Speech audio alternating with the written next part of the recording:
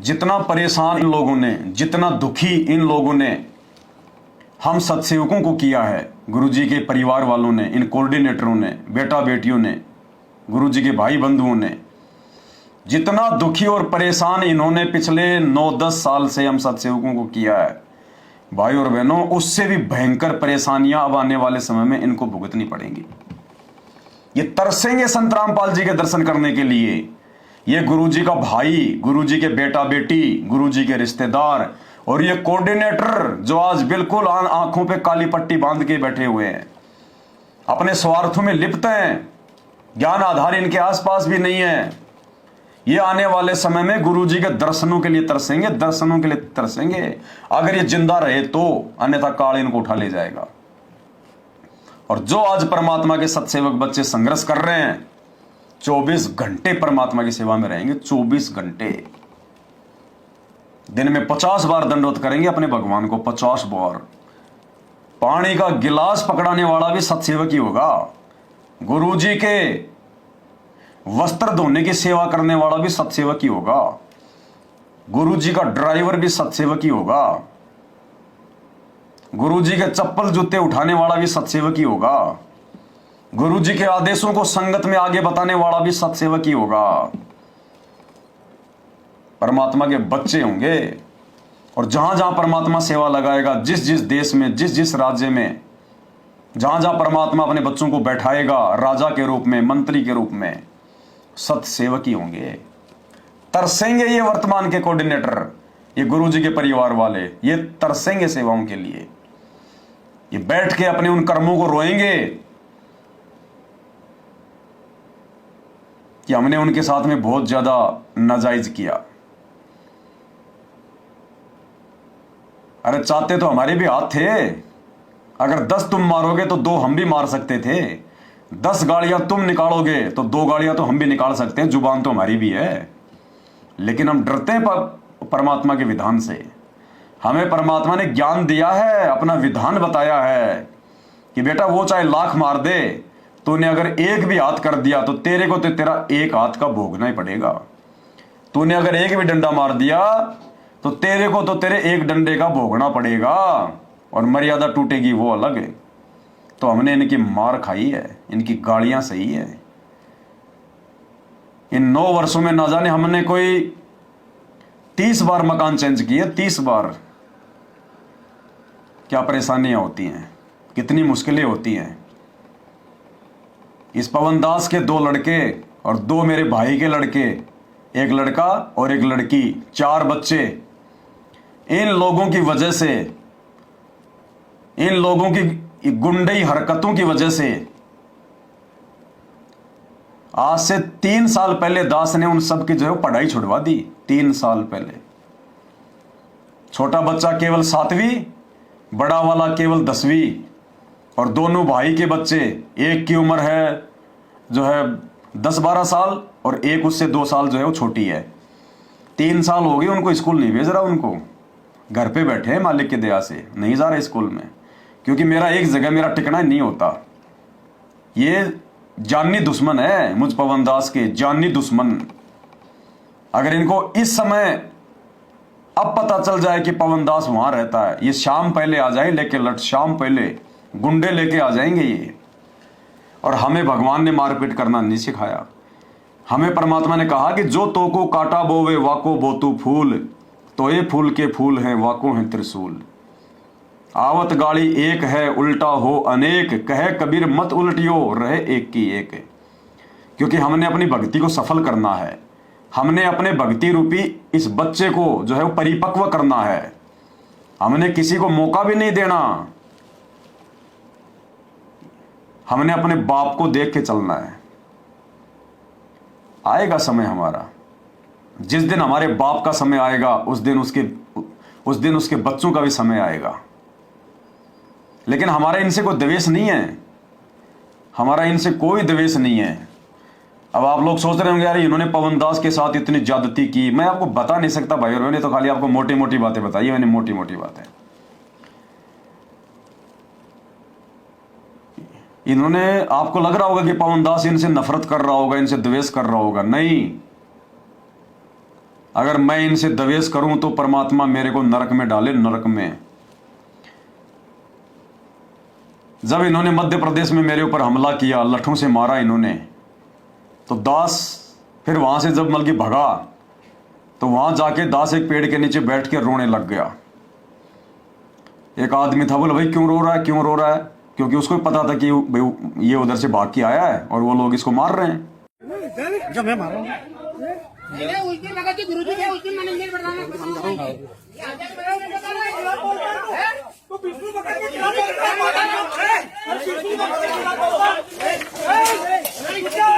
लेके आता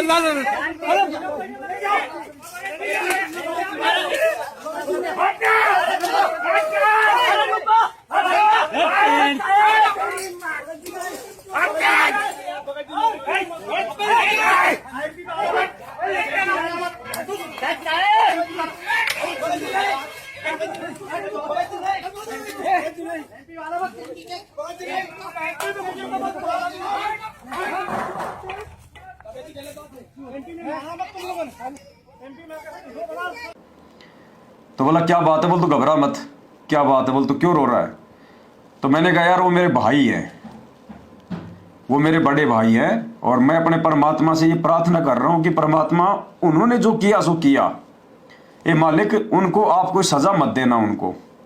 वो मेरे बड़े भाई हैं, उनको ज्ञान नहीं है, उम्र में बड़े हैं, कोई बात नहीं, लेकिन मालिक आपने मुझे जो है ज्ञान में आपने मुझे बड़ा बनाया, और परमात्मा उन्होंने जो कर दिया सो कर दिया। क्योंकि मैंने आपका एक सत्संग सुना हुआ है, आपका विधान है कि मेरे भगत को अगर कोई नाजायज अगर कोई दुखी करेगा, अगर कोई मेरे भगत को अगर कोई परेशान करेगा, तो परमात्मा कहते हैं मैं उसको धरती से मिटा दूंगा उसको, चाहे वो भगत ही क्यों ना हो सामने वाला।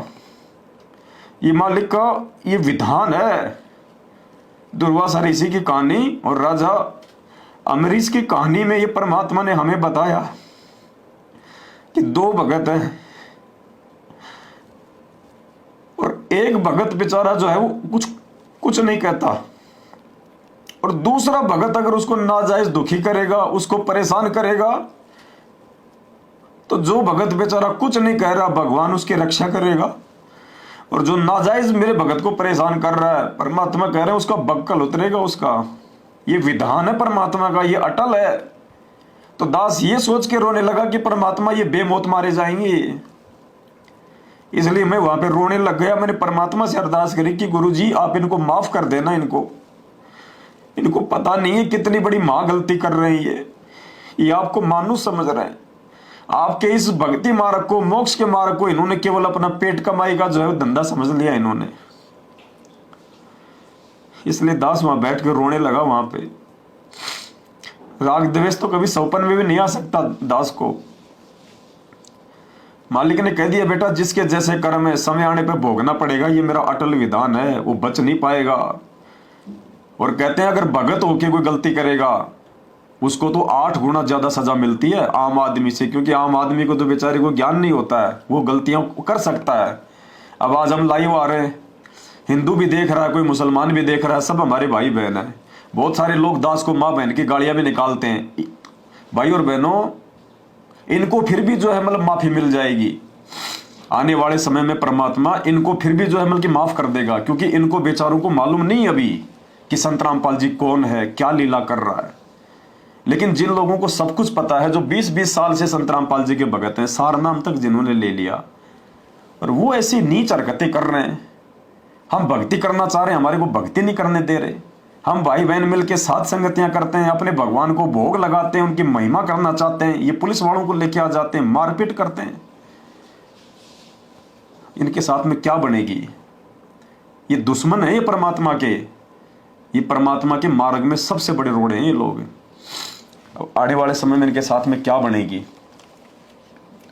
सत्संग में परमात्मा ने स्पष्ट किया हुआ है।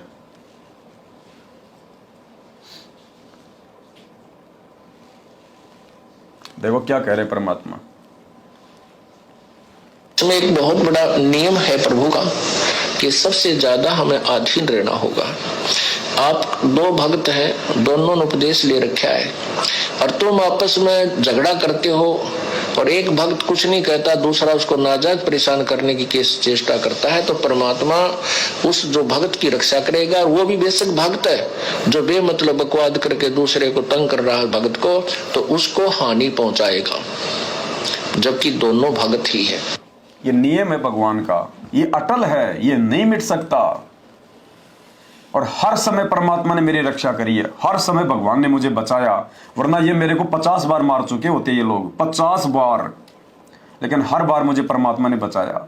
हम हिसार में गए साथ संगति करने, वहां पे ये लोग 200 भक्तों को लेके आ गए, सबके हाथों में डंडे, और उन बेचारे भोले भाले भक्तों को जो है इन्होंने गुरुजी का नाम लेके उनको जो है गुमराह कर दिया। स्पेशल सेवा के नाम पे इन्होंने 200 भगत इकट्ठे किए आश्रमों में, मोटे मोटे अट्टे कट्टे, सबके हाथों में दे दिए लठ, और हर चौराहे पे खड़ा कर दिया और कहा कि गुरुजी का आदेश है, छोड़ना नहीं है उनको। हिसार की जो पुलिस है वो लेके आ गए, और हम सब लोग अंदर, हम 200-300 भाई अंदर, हिसार की पूरी थाने की जो है वो पुलिस लेके आ गए, और 200 लोगों ने हमें चारों तरफ से घेर लिया वहां हिसार में। बोला वो पवन दास को निकाल दो, हमें और किसी से मतलब नहीं है। भाई और बहनों, भगवान की लीला देखो, परमात्मा की। मालिक ने सभी को निकाल दिया, धीरे धीरे करके, एक एक करके सबको निकाल दिया। वो देखते रहे कि इनमें पवन दास कौन है, जो मुझे जानते थे वो खड़े हो गए वहां गेट पे, सबको निकाला परमात्मा ने। दास केवल अकेला अंदर, कम से कम 8-10 वो पुलिस वाले डेरा डाल के बैठ गए वहां उस मकान के आगे सुबह ही, और 200 आदमी खड़े, सब निकल गए। बोले पवन दास अंदर है, वो बोले भाई नहीं है पवन दास अंदर, बोला अंदर है पवन दास। और भाई और बहनों, पूरा दिन वो पुलिस उस मकान के अंदर नहीं आई, ना वो भगत अंदर आए, नहीं तो 2 मिनट में अंदर आ सकते थे वो चेकिंग करने। 10-11 घंटे बीत गए। रात को तकरीबन 7-7:30 बजे के आसपास परमात्मा ने एक लीला करी। हनुमानगढ़ से हमारे लालचंद भगत जी हैं, संकल्प नाम दीक्षा में वो परिवार साथ संगति से जुड़ा हुआ था। वो बीएसएफ में नौकरी करता है, छुट्टी लेके साथ संगति में आ रहा था वो, लेकिन उसको पहले पता चल गया कि वहां ये हो गया। फिर भी उसको परमात्मा ने उसको दया बख्शी, मालिक ने उसको हिसार भेजा।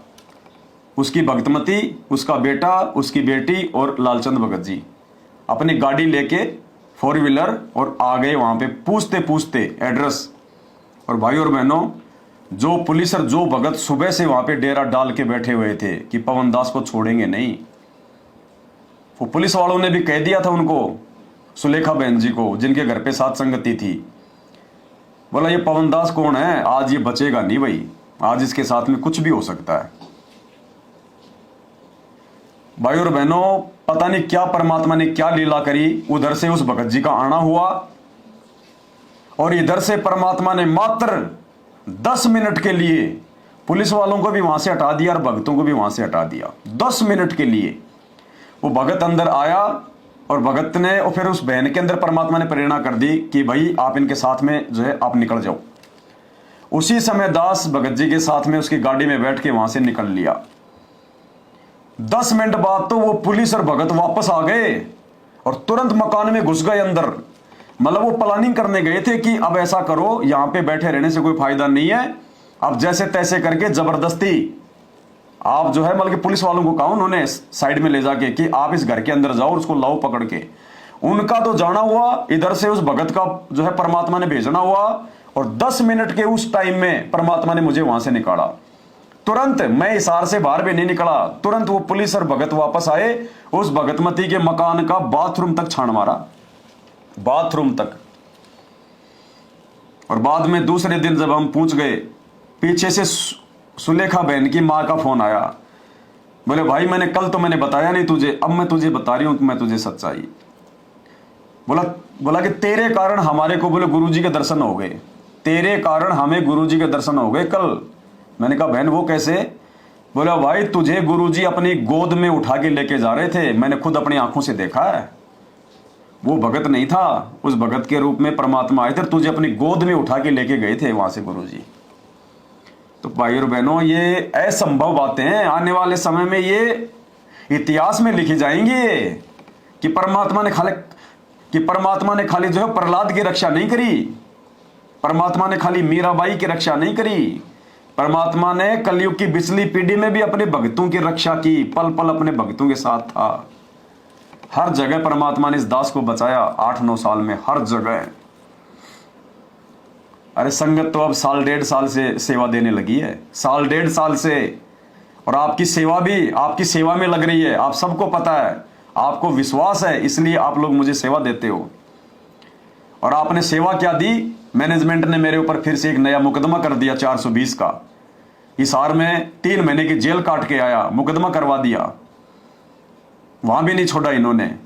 और इन्होंने खूब कोशिश करी मेरे को वहां भी मारने की, लेकिन जो है वो पुलिस वालों ने हाथ तक नहीं लगाने दिया, हाथ तक। मालिक की दया, जेल में चला गया। जेल में गुरुजी का जवाई संजय खानपुर वाला, संत रामपाल जी का दामाद, वो पहले से वो जेल में पड़ा था मर्डर के मुकदमे में। जेल में जैसे मैं पूछा, दूसरे दिन वो जो है गुरुजी का जवाई, गुरुजी का दामाद संजय खानपुर वाला, यानी गुरुजी की बेटी है ना मंजू, उसका पति 2 गुंडे लेके आया। वो 2 गुंडे भी कौन थे, गुरुजी के बॉडीगार्ड जो आश्रम में रहा करते थे। वो तीनों जने मेरे पास में आए, मैं लेट रहा था वहां पे जेल में, अपने उसमें रूम में। तीनों आए और मेरे को धमकाने लगे कि अगर यहां हमारे बारे में किसी को कुछ बोल दिया तो हमसे बुरा कोई नहीं होगा, ध्यान रख लेना। मतलब इन नालायकों को फिर भी इनको कोई बुद्धि नहीं आ रही इनको, आज भी ये जो के त्यों ही है। और मालिक ने इस दास को मात्र 3 महीने में, जिस मुकदमे में इन्होंने पूरी कोशिश कर ली, दास का 1 वकील और इन्होंने अपने 5 वकील खड़े कर दिए। हिसार कोर्ट के सबसे टॉप मोस्ट वकील, 5 वकील इन्होंने मेरे जमानत को जो है वो रुकवाने के लिए। जज पे परमात्मा ने दया बख्शी, जज ने कहा कि नहीं, जमानत दूंगा। 3 महीने में इनका पूरा जोर लगाने के बावजूद परमात्मा ने दास की जमानत करवाई। और वो गुरुजी का जवाई आज भी जेल में सड़ रहा है, वो गुरुजी का दामाद आज भी जेल में सड़ रहा है, उसकी जमानत नहीं हो पा रही। तो परमात्मा किसके साथ है, अपने बच्चों के साथ में है परमात्मा। तो आप लोग तो खाली 1.5 साल से सेवा देने लगे हो, और आपने जो सेवा दी आपकी सेवा में लगी। आपकी सेवा से आने जाने के लिए एक सफारी गाड़ी ली थी 24-25 लाख की, उसको भी सतलोक आश्रम मैनेजमेंट जो है वो चुरा के ले गया, उसको भी चुरा के ले गए, उस गाड़ी को भी उठा के ले गए धोखे से। 10-12 लाख वो बंबई का एक भगत है, उसके पास मैंने रखे थे जब मैं जेल में गया था सेवा के, वो 10-12 लाख रुपए वो जीम गया। जिन्होंने सेवा दी थी वो अपनी सेवा भी ले गए। और पिछले 8 साल से इस दास ने किसी से 1 रुपया ले लिया। बसों में आना जाना, साथ संगतियों में दिन रात ये वीडियो बनाना, लाइव आना। इस पेज पे जाके देखो, इस पेज पे जाके कोई यूट्यूबर भी नहीं बना सकता इतने वीडियो। इस पेज पे कोई 4-5 हजार वीडियो पड़े होंगे, 4-5 हजार वीडियो 2-2 घंटे के, 3-3 घंटे के। आने वाले समय में ये वीडियो दुनिया देखा करेगी। ये साथ संगति की वीडियो देख देख के दुनिया जो है भक्ति पे ये दृढ़ होगी, अपने बाप को पहचानेगी, संत रामपाल जी भगवान को। जो आज लोग गालियां दे रहे हैं, जो आज लोग मतलब की मजाक में ले रहे हैं साथ संगत के वीडियो को, आने वाले समय में अगर उनको भक्ति करके पार होना है तो साथ संगति के वीडियो संत रामपाल जी के सत्संगों के साथ साथ देखने पड़ेंगे, दूसरा कोई तरीका नहीं है। बहुत सारी बातें हैं भाई और बहनों। कर्मों का फल है, भोगना पड़ेगा। हम भी तो उसी गुरु के चेले हैं, हम भी तो तुम्हारे साथ में जैसा तुमने किया वैसा हम भी तो कर सकते थे ना, लेकिन हम अपने बाप को देख के चलते हैं। हमें गुरुजी अपने जैसा बनाना चाहते हैं। गुरु को कीजिए दंडवत, कोटि कोटि प्रणाम, कीट न जाने भृंग को, गुरु कर ले आप समान। हमें गुरुजी भस्मासुर जैसा नहीं बनाना चाहते, हमें गुरुजी रावण जैसा नहीं बनाना चाहते, हमें गुरुजी सुदामा जैसा बनाना चाहते हैं, हमें गुरुजी भगत बनाना चाहते हैं। और हम भी भगत बनना चाहते हैं भाई। हमने यहां से निकलना है इस गंदे लोक से, इसी जन्म में निकलना है, जैसे तैसे करके, रो पीट के, कुछ भी करके गुरुजी को रिझाना है, चाहे शीश क्यों ना काटना पड़ जाए। शरीर का अगर ये अंग अंग भी अगर काट के देना पड़ जाए परमात्मा की सेवा में तो भी थोड़ा है। तो भाई और बहनों, आज अपने गुरुजी के प्रति जो भाव है, अपने गुरुजी के प्रति जो प्यार, जो प्रेम, अपने गुरुजी के प्रति जो समर्पण, जो निष्ठा, अपने गुरुजी के प्रति मर मिटने का जो एक जज्बा, ये केवल और केवल सत्सेवकों में है, बाकी नहीं है। बाकी सिर्फ जुबान पे गुरुजी, बंदी छोड़, सतगुरु, संत रामपाल जी महाराज, संत रामपाल जी कबीर हैं, संत रामपाल जी भगवान है, केवल उन आश्रमों में खाली जुबान पे है। यहां से कोई नहीं मानता संत रामपाल जी को कि ये खुद ही कबीर है, खुद ही भगवान है। अगर मान लेते तो कागज के टुकड़े का, वो नकली फोटो का, दाढ़ी मूंछ वाले को अपना बाप मानने की जरूरत नहीं पड़ती। हम सत्सेवकों ने फाड़ फाड़ के फेंका है उन फोटोओं को, फाड़ फाड़ के 5 जगह मुकदमे हो रखे हैं, 5 जगह, एक भी थाने से फोन नहीं आया, क्योंकि समर्थ बैठा ऊपर, सबका बाप, वो चाहेगा वो होगा। दुनिया चाहे कितने चाहे जोर लगा ले, जो मेरा गुरु चाहेगा, जो मेरा बाप चाहेगा वो होगा। वहां से हमारे को हिम्मत मिलती है। नहीं, हमें कौन सी पेंशन मिल रही है, हमें कौन सा मेडल मिल रहा है, दुनिया भर के तो गालियां खा रहे हैं, मार खा रहे हैं, फिर हमें कोई मजा आ रहा है क्या? कोई 4-4 घंटे 3-3 घंटे लाइव आ रहे हैं, आपको समझा कि मुझे मोक्ष मिल जाएगा क्या? लेकिन जिम्मेदारी अपने बाप की गैर हाजिरी में आने वाले पुण्यात्माओं, जब जब ये परमात्मा धरती पर आया है, जब जब ये भगवान धरती पर आया है, हर समय इस परमात्मा, अब दास ज्यादा नहीं कहना चाहता, हर समय परमात्मा कुछ एक आत्माओं को अपने साथ में लेके आता है। सतलोक से ही लेके आता है परमात्मा कुछ एक आत्माओं को अपने मिशन में सहयोग के लिए, क्योंकि काल अपने दुनिया भर के दूत भेज देता है उनके मिशन को बर्बाद करने के लिए। दुनिया भर के दूत उनके आसपास ही पैदा कर देता है काल। ये रूल है, ये विधान है। और परमात्मा भी कुछ आत्माओं को अपने साथ में लेके आते हैं। 650 साल पहले जब कबीर जी आए तो उस काल ने वो कमाल नाम का दूत भेज दिया, मृत्यु अंधा नाम का दूत। वो कमाल जो था वो दूत था, वो काल का, आज बताया परमात्मा ने। और आगे चल के उस कमाल ने परमात्मा की संगत के 2 टुकड़े कर दिए। गुरुद्रोही घोषित हुआ, वो रियल गुरुद्रोही,